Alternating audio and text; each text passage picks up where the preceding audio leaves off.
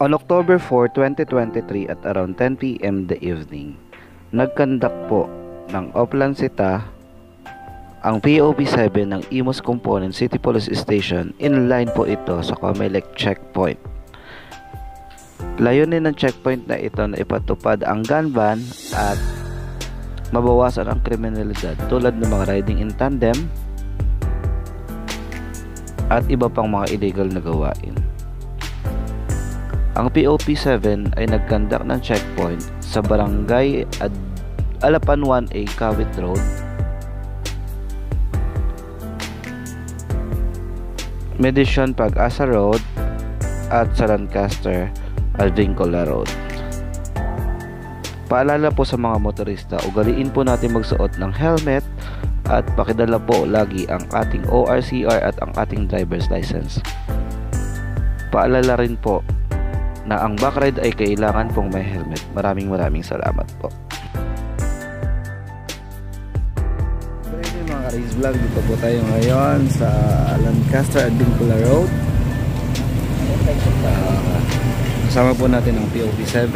Kandak po tayo ng Oplan Cita, Comelec checkpoint. Kasama po ang JSS Kingfisher Alapan chapter.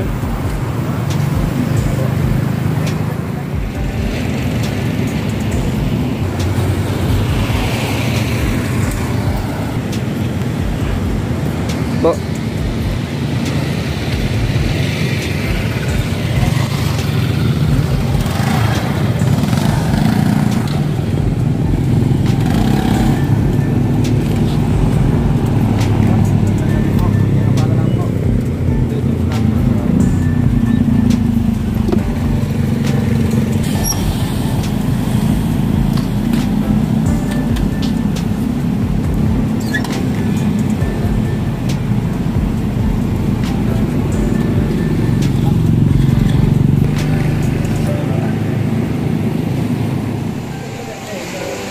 Kaya yan, Kiel.